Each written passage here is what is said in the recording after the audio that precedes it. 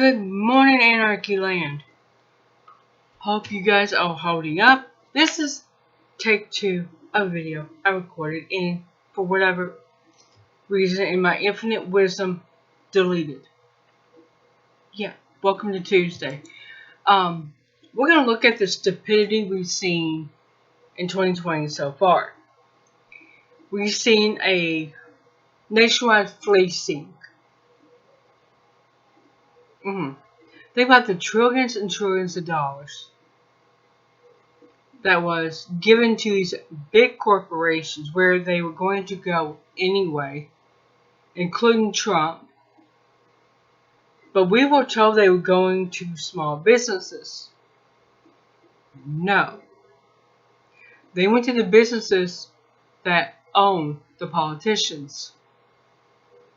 While mom and pop restaurants are barely surviving, courtesy, curbside pickup, and delivery, do not worry, Olive Garden is doing fine. You will be able to get your shitty breadsticks and your watered down soup anytime you want. Now, let's talk about medical stupidity.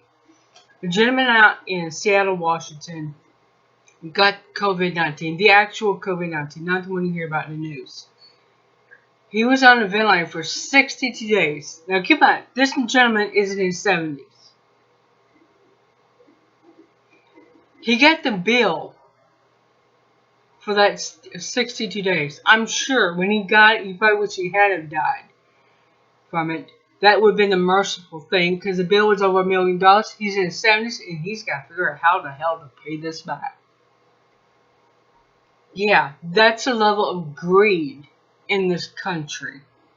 This is why when people say medicine is a business, because it's a business of screwing you out of as much money as possible if you're in the hospital and you have limited insurance. Now, the China did it syndrome has completely fallen apart. The China made the virus, unleashed it, and all that crap fell apart, right? You think that's going to stop Humpty Dumpty Papaya? No. Not even close. Since there's no proof at all that China created the virus that's actually killing people, not the one these brainless bobbleheads talk about, here's something that we're going to see. According to Humpty Dumpty Pompeo and Senator Rick Scott, that man is a whole other video. I lived in Florida when he was a governor. Holy crap, did he screw things up.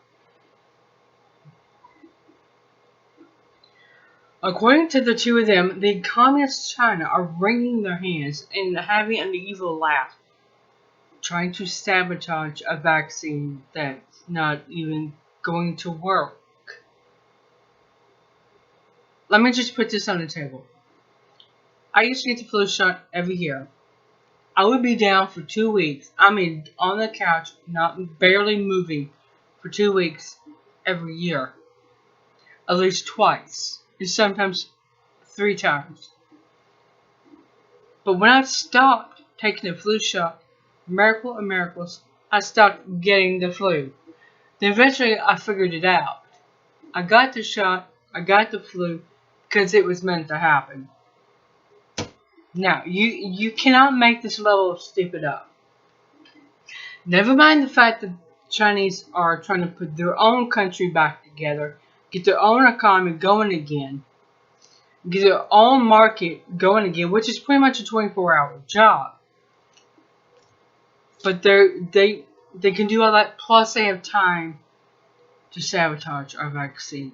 Our non-existent vaccine. There probably won't, a working version won't even ever be ready. It's always going to be a half-assed job. Unreal, people. Now, censorship, sweet censorship.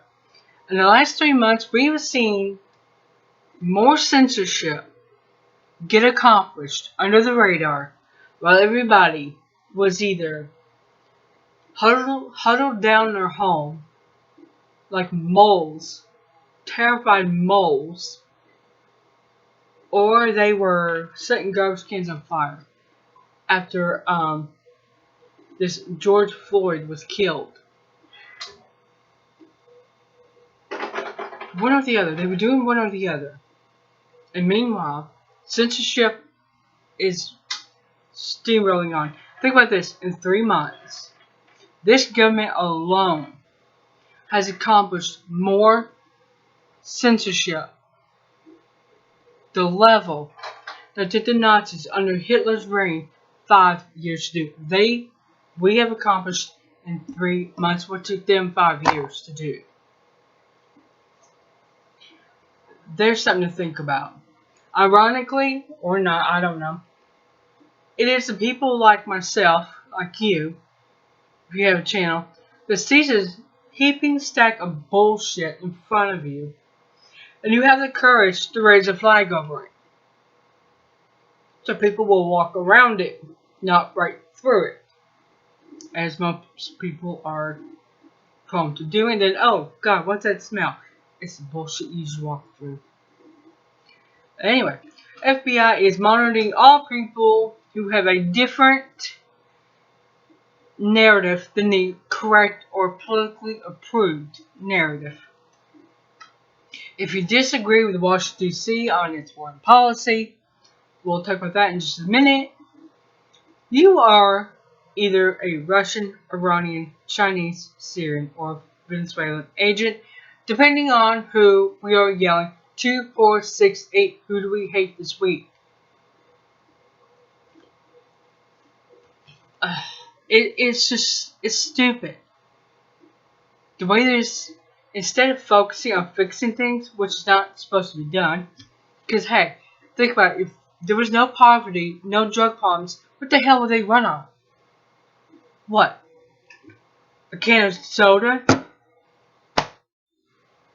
They had nothing to run on. Now, there are speculations, I should say, that the country will be locked down again. I do believe they're planning another round, another wave of the COVID insanity, which will not be the real one that's out there. But these talking boggle heads will say, oh, the numbers are spiking, it's your fault. You protested the lockdowns, you protested this man's death. No, that won't even be mentioned, because that was justified. Go figure, right? Anyway, the truth is, these politicians don't decide anything. It's their money masters. They're done here. That'll be another video altogether. Let's move on to Make Israel Great Again, and again in 2020. Of course, Trump was saying Make America Great. What he really should have said was Make Israel Great, fuck America. Because that's pretty much what we've seen. I have signed up for the ballot by mail. I committed to voting for my dog. Here is what my dog won't do. Sarge. He won't make promises that he cannot or have no intention of keeping. He won't promise to make America great again just to make Israel great.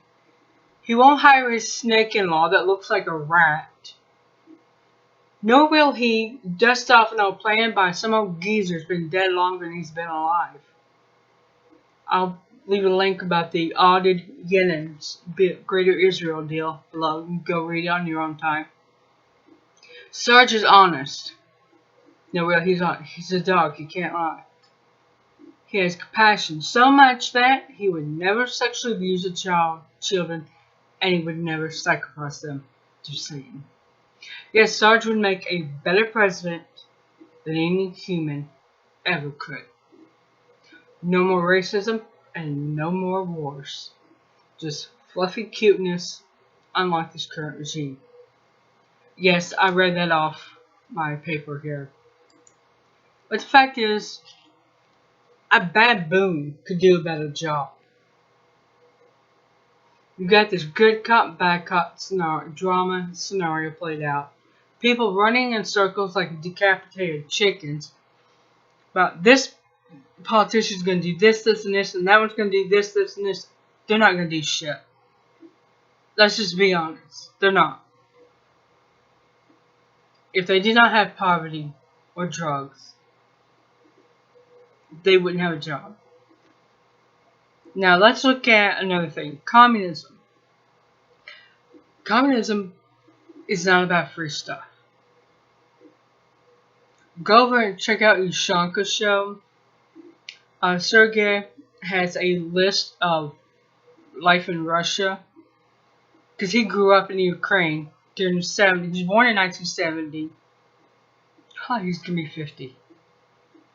And throughout the 80s. So he has a better recollect and experience living in communism than some of these people out here on YouTube have that talk about it with only the Western approved perspective. From what I understand from Sergey, it was illegal not to work. Yes, they got generous benefits from the government. Nobody was homeless because they had housing. They had government housing. They had housing companies owned. And then they had housing you could pay a mortgage for. Yeah, imagine that. I didn't know it either until he talked about how his parents had to come up with $2,000 down for an apartment. So, now, anarchy. Anarchy has 3 definitions. We are currently seeing 2 of them being played out as is.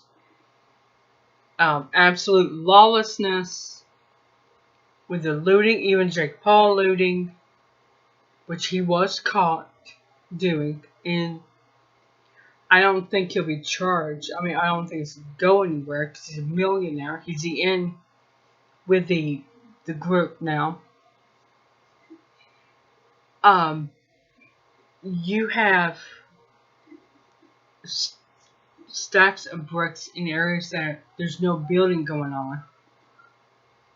They were being used. And unfortunately, that is the Western perspective that we are brainwashed with to believe as anarchy. We are never told, and I didn't know until I researched it, that there is a 3rd definition of anarchy. That is living without a ruler. You have rules, you have laws, you just don't have rulers. No kings, no queens, no monarchs, no nothing. Just people form communities, they work together, and they make it work. That is the anarchy I would like to see happen here. There's people living their lives, no government, but understood sets of boundaries. Alright, now that we've gone over that and we have looked at some stupidity. Oh, another stupidity. Okay, I've got to go into this. Last week, Trump issued sanctions that would be put on anybody who testified in front of the ICC. What is the ICC? International Crimes Court. It's their job to investigate when war crimes happen on behalf of governments against other governments. Like a lot of stuff that's happened that this government has done, they should all be brought up. However, Trump has made it clear the ICC has no authority here, even though they do. It's been a signed deal in place over 70 years. And all of a sudden, he's going to sanction judges. He's going to sanction countries that cooperate. He's going to sanction corporations that do. Hell, he's even going to sanction individuals that cooperate against America. So you can talk about all the stuff Cuba's doing, but you can't talk about Guantanamo Bay because we own Guantanamo Bay. Funny how that works. An American base in a communist country. That should tell you something right there.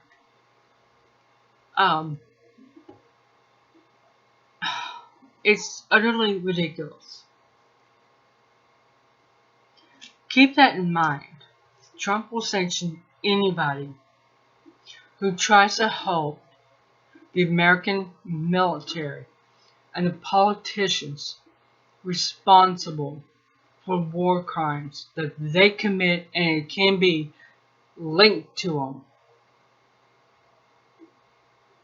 The next time he says, this is a free country. Next time he says this is not a socialist or communist country, keep that in mind.